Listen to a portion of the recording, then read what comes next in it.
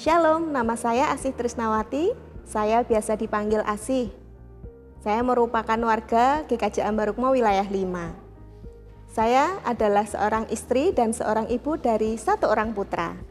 Nama suami saya Yopi Kristano Mamanua dan nama anak saya adalah Dimitri Alberich Mamanua. Saya bekerja sebagai CSO di Sekolah Pelangi Indonesia. Saya lahir dari orang tua yang sederhana. Bapak saya bernama Antonio Samino, sedangkan ibu saya bernama Ibu Supriyanti. Saya adalah anak pertama dari 4 bersaudara. Berkat kerja keras dan kegigihan kedua orang tua saya, kami berempat berhasil lulus sarjana, walaupun kedua orang tua kami boleh dikatakan tidak berpendidikan. Saya sering mendengar bahwa banyak orang di sekeliling kami yang meremehkan dan mencibir keluarga kami. Namun dari ayah saya belajar untuk bekerja keras dan senantiasa mengutamakan kejujuran. Sedangkan dari ibu saya belajar bahwa segala sesuatu tidak ada yang mustahil karena Tuhan kita itu yang memiliki segalanya. Sejak kecil saya adalah anak yang pendiam atau bisa dibilang introvert. Saya tidak akan memulai pembicaraan dengan orang yang tidak saya kenal. Saya sangat suka menyendiri, bahkan saya takut untuk memulai percakapan dengan orang. Yang saya pikirkan adalah belajar dan belajar. Karena saya ingin membuktikan bahwa dengan kita berprestasi, maka orang-orang di sekeliling kita akan tahu bagaimana kerja keras dari kedua orang tua saya. Sejak itu saya merasakan betapa Tuhan sangat mencukupkan kehidupan keluarga kami, sehingga saya dapat dan adik-adik saya dapat lulus dengan baik. Sejak SMA, saya mencoba untuk bergabung dalam pelayanan baik di gereja maupun yang ada di sekolah. Namun dalam pelayanan itu saya tetap masih menjadi seorang pendiam. Bahkan saya tidak akan berani membuka pembicaraan dengan orang lain. Namun lama-kelamaan saya belajar dari orang lain bagaimana kita berkomunikasi, bagaimana kita bisa menjalin hubungan dengan orang lain agar menjadi pribadi yang lebih baik. Kemudian pada waktu kuliah, Tuhan menggerakkan saya untuk saya ikut dalam kegiatan kampus yang berbeda dari pelayanan.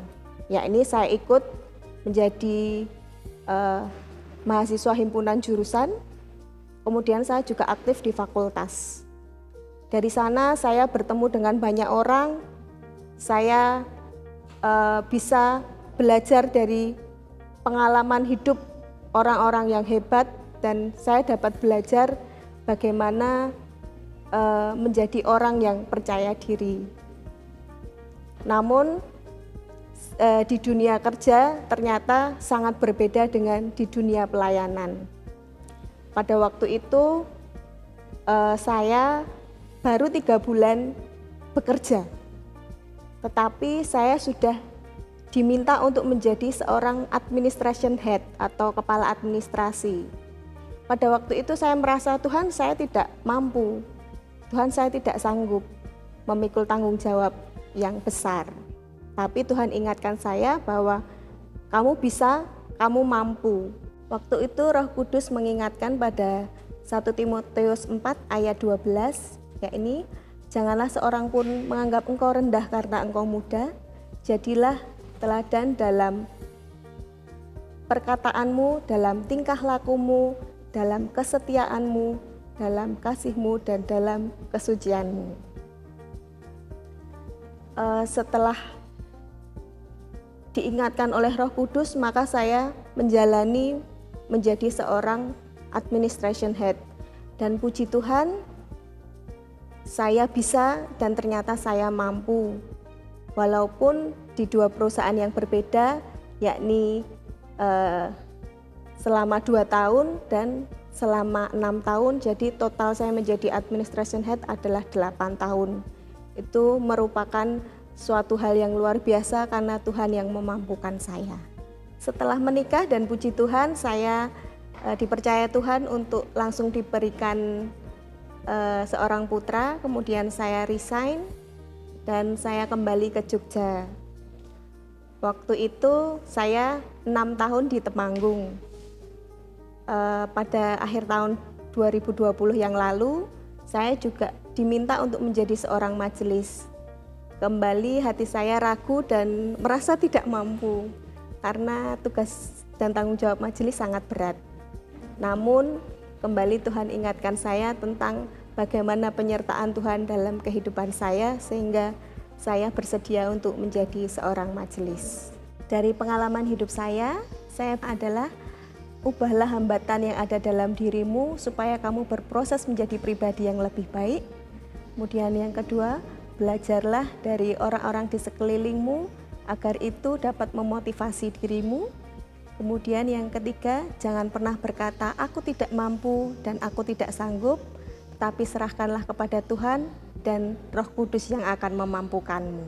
Harapan saya setelah orang-orang mendengar pengalaman cerita saya ini adalah terutama bagi remaja pemuda yang memiliki atau diberikan tugas dan tanggung jawab yang berat, janganlah berkata, aku tidak mampu, aku tidak sanggup. Karena Tuhan yang akan menjadikanmu pribadi yang lebih baik untuk menjalankan rencananya yang indah.